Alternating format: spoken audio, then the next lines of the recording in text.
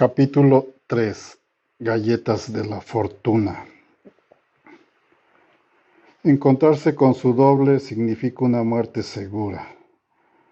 James Bond parpadeó y volvió a leer La fortuna. Extraño, pensó. Nunca había visto una galleta de la fortuna tan deprimente en un restaurante chino comercial. Eso sumado a los estragos provocados por el niño pequeño que lloraba y que acababa de entrar en el restaurante con su maleducado y exigente padre. Le había devuelto a Bond el dolor de cabeza. Harvey, llamó. El chino gordo, que llevaba un delantal desordenado, asomó la cabeza por la puerta batiente que daba a la cocina. ¿Y ahora qué? ¿Aún no estás lleno?, preguntó a su manera involuntariamente beligerante. Bond había conocido a Harley lo suficiente como para saber que nunca le molestaban realmente sus dientes. Solo lo parecía. Ven aquí, dijo Bond, indicándole que se acercara. Harley miró por encima de su hombro. Lee esto. Es una fortuna, sé que es una fortuna. Léelo. Harvey cogió el papelito y entrecerró los ojos leyendo y susurrando para sí mismo. Arrugó la frente. Esto no es nuestra fortuna, dijo. ¿Qué quieres decir? Nunca había visto esta fortuna. Conozco todas las fortunas. Hay 25 fortunas, todas iguales, todas mezcladas en galletas. Esta no es una de ellas. Bond recuperó el trozo de papel. Creo que lo guardaré como recuerdo, Harvey, dijo. Tal vez sea una suerte. No me suena a suerte, lo siento, señor Bond. No hay problema. Bond rebuscó en sus pantalones y encontró un billete de 10 libras. Quédate con el cambio. Gracias, gracias. Harvey sonrió. La única vez que sonreía era cuando le pagaban. ¿Qué tal la comida? ¿Te gusta? Lo mismo de siempre, Harvey. No lo suficientemente picante. Bond había pedido gambas y anacarados al estilo Schwan, con un cuenco de sopa agridulce. Cuando digo que lo quiero tan caliente que no puedo comerlo, lo digo en serio. Harvey se rió a carcajadas. No hablo en serio, señor Bond. Recuerda aquella vez que la hice tan caliente, realmente no podías comerlo. Eso fue porque estaba quemado, no picante. Cocinaste demasiado las verduras y salieron negras. Bien, la próxima vez lo hago bien y picante. Hago lágrimas en los ojos, te gustarán. Antes de marcharse, Bond sacó del bolsillo un pequeño pastillero y se tragó 2 de las pastillas blancas que le había recetado el colega de Sir James Moloney. El dolor de cabeza estaba empeorando y estaba condenado a que las pastillas tuvieran algún efecto. Bond se levantó y salió del acogedor local del barrio, escondido en un callejón de King's Road. Al bajar un tramo de escaleras, el restaurante Ho-Holo estaba marcado en la calle solo por un menú publicado. La mayoría de las veces se trataba de un negocio de comida para llevar, pero Harvey disponía de 3 mesas para los clientes que comían en él. Como estaba a 10 minutos a pie de su piso, Bond se había convertido en un asiduo a lo largo de los años cuando estaba solo en casa durante la semana, pero nunca había visto una fortuna como la que acababa de recibir. Bond llegó a la calle y miró sus relojes. Era un poco más de la 1. Debía dar un paseo más allá de Chelsea y echar un vistazo a una tienda de deportes que conocía, o debía volver al piso y empezar el día de copas. Maldita sea, pensó, se aburría muchísimo, odiaba estar entre misiones y despreciaba especialmente las bajas médicas. Era especialmente frustrante porque no había tenido una misión decente desde el asunto de Skin 17, hacía 2 meses. Emily había ordenado que no estuviera de servicio durante un mínimo de 3 meses, debido a las heridas que había sufrido en el Himalaya. Bond creía que en realidad ella lo utilizaba como excusa para castigarlo por la indiscreción con su asistente personal Elena Masbury. Aunque al principio había reprimido sus sentimientos por Elena, su muerte había empezado a pesar en su mente. Deseaba desesperadamente localizar a los miembros del sindicato, responsables de chantajearla y aterrorizarla. Naturalmente se culpó a sí mismo, sobre todo por no reconocer las señales de alarma. Emily había mandado 2 semanas de vacaciones, así que se había ido a su casa de invierno, en Jamaica. La casa que llamaba Shamelady, allí se había ido de juerga bebiendo hasta caer en el olvido solitario, rumiando y mirando el tranquilo y azul Caribe. Las cosas empeoraron cuando regresó a Londres, era un desastre. Se sentía fatal, no tenía energía y seguía estando físicamente dolorido por la experiencia de Nepal. Fue entonces cuando fue a ver a Sir James, el neurólogo que actuaba como consultor del CIS, para preguntarle por los incesantes dolores de cabeza que padecía desde el final de su última misión. Bond comenzó a subir por el camino del rey, recordando la advertencia de M después de ver su aspecto. No estás en condiciones de tomar este asunto en tus propias manos, 007, había dicho ella. No lo permitiría aunque lo estuvieras. Estás demasiado involucrado emocionalmente en el caso. Scotland ya lo está manejando como un asesinato, y hasta que no encuentren a los culpables no hay mucho que el CIS pueda hacer al respecto. Nuestros propios equipos antiterroristas están trabajando en la localización de los miembros del sindicato y de su sede.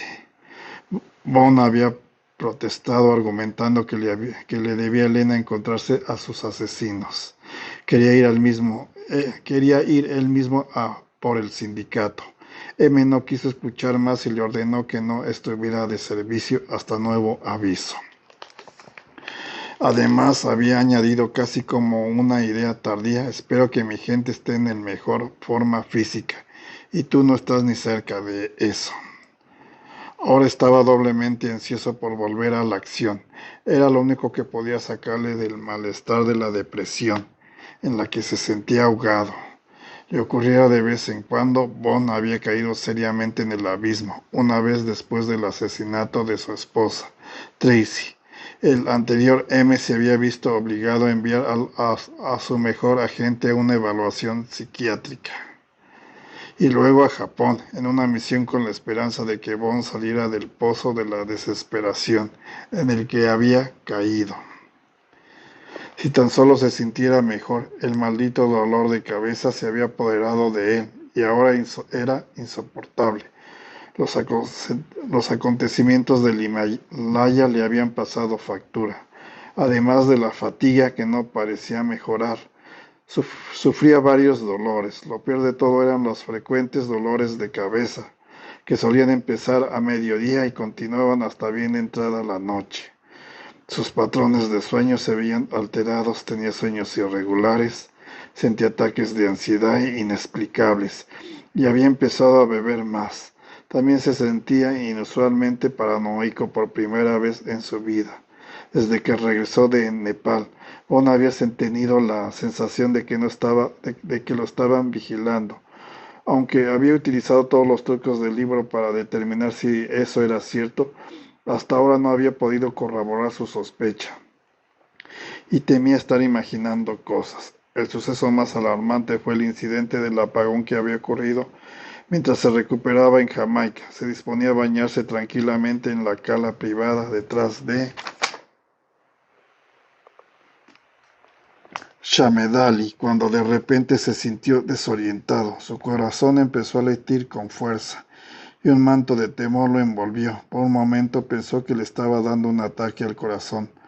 Volvió a estropear con la orilla y se desplomó en la arena. Lo siguiente que supo fue que Ramsay, su ama de llaves y cocinero jamaicano, lo estaba sacudiendo en ese momento. Bond supo que le ocurría algo grave. Inmediatamente hizo los preparativos para regresar a Londres y ver a Sir James. Bond se acercó a la avenida Real y se sentó pesadamente en un banco mirando la calle. viendo pasar los autobuses, los taxis y la gente. Bond se sintió alejado de la escena, casi como si estuviese flotando fuera del cuerpo. Era una sensación desconocida y desconcertante. Debía volver a ver al médico. Sir James seguía de viaje, así que tendría que volver a ver al colega de Sir James, el doctor Fiare. Bond recordó la cita con el neurólogo de hacía un mes. Cuando llegó a la oficina de Moloney en Harley Street, se sorprendió al ver que Moloney estaba en una extensa gira de conferencias por todo el mundo. Como neurólogo invitado, la señorita Reilly, la desagradable mujer de mediana edad que ejercía de enfermera en la clínica, informó a Bond de que tendría que ver a la relativamente nueva asistente de Moloney que se había presentado como la doctora Kimberley Fiare. Bond se quedó sorprendido ya que la doctora Fiare era menuda, rubia y extremadamente atractiva. ¿Cuánto tiempo lleva trabajando para el doctor Moloney?, había preguntado. No mucho, tuve suerte de conseguir el trabajo. Sir James es probablemente el mejor neurólogo del mundo. En este momento está en la India y está trabajando hacia el oeste, hacia África, dijo una voz femenina y juguetona. A Bond le cayó bien de inmediato. Ahora, ¿qué puedo hacer para usted, señor Bond? Tengo entendido que su expediente es clasificado. Usted trabaja en el CIS, ¿tengo razón? Así es. Entonces la única persona fuera de esta oficina que verá mi informe será su jefe, dijo ella, haciendo una nota en la carpeta. Como sabes, somos muy cuidadosos con la confidencialidad con los funcionarios del gobierno. Bond se sometió al examen, a las radiografías, a un electrocefalograma y volvió un día después para una tomografía. Después de describirle a la doctora Fiare sus diversas lesiones en el Himalaya, ella sospechó que podía tener algún daño en el cráneo. En un momento de la expedición a la tercera montaña más alta del mundo, Bond recibió un golpe en la cabeza y quedó inconsciente, agravada por la falta de oxígeno a gran altura. La lesión podía ser la causa de los dolores de cabeza. Podía haber un coágulo de sangre, una fisura en el cráneo o cualquier otra dolencia asociada a un golpe en la cabeza.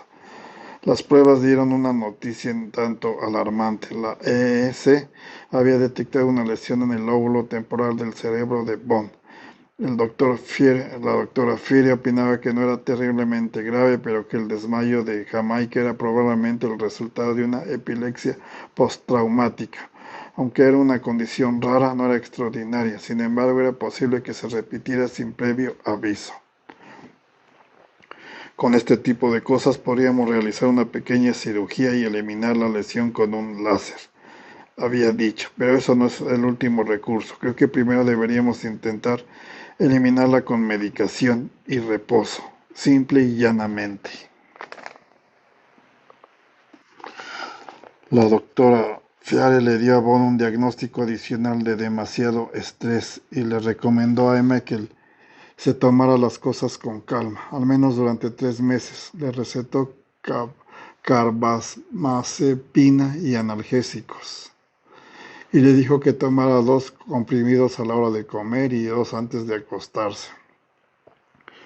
La doctora Fiere le advirtió que si las cosas no habían mejorado en 3 meses, el siguiente paso podría ser la cirugía. Lo peor de todo era que tenía prohibido conducir. Tampoco debía beber alcohol, pero Bond ignoró esa directriz.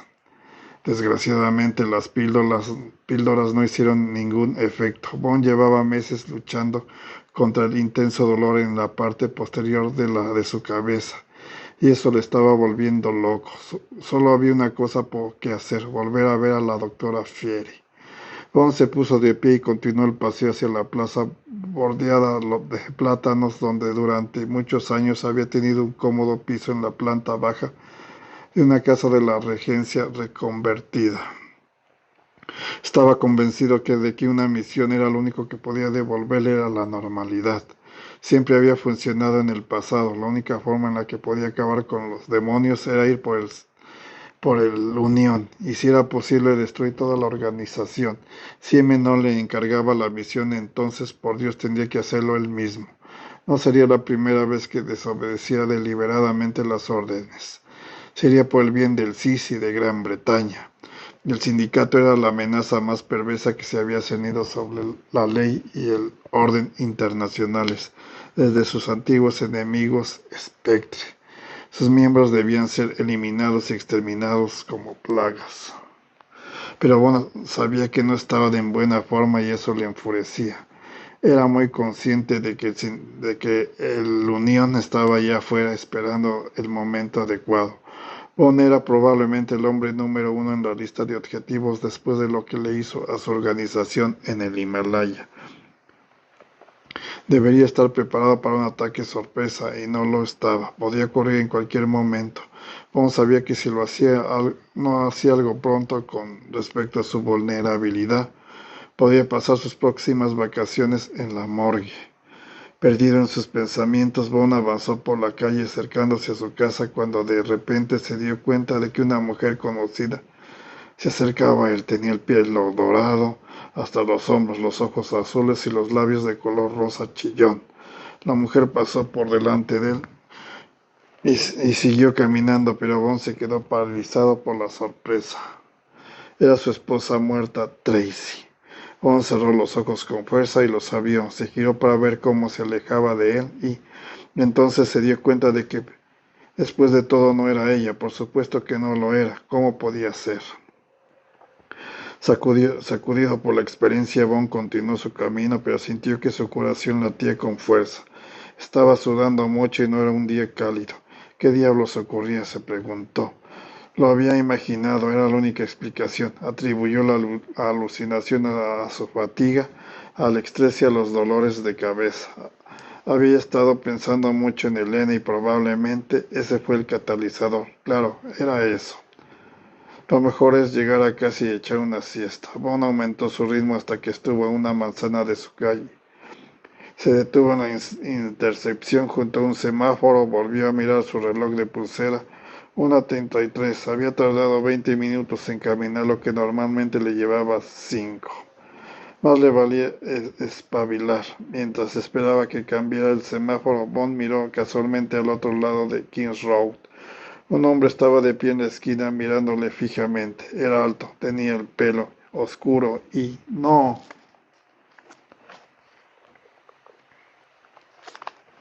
Mons se sintió de repente mareado y desorientado. Sentía que el corazón le iba a atravesar el pecho.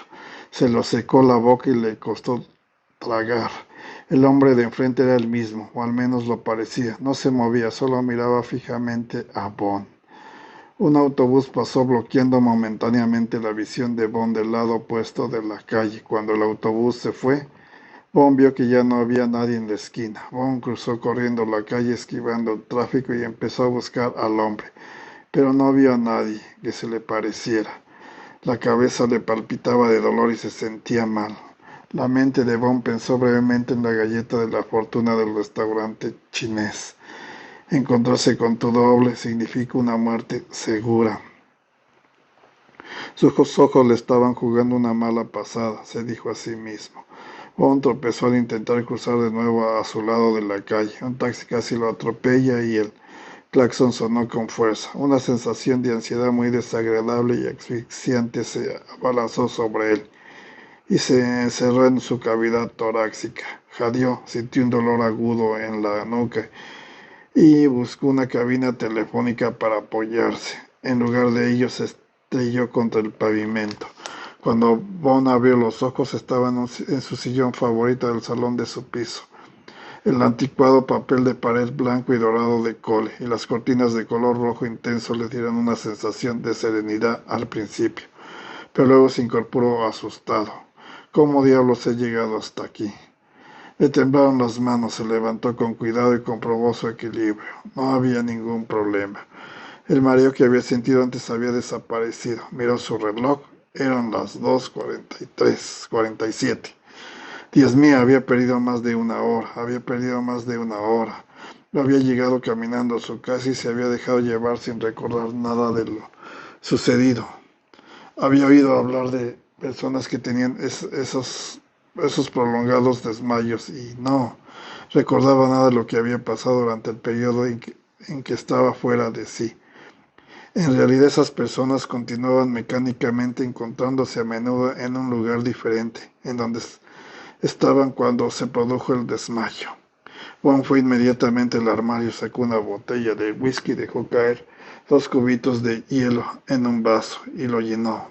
Bebió un largo y ardiente trago y luego se sentó de nuevo en el sillón. Ahora sabía que algo estaba realmente mal en él.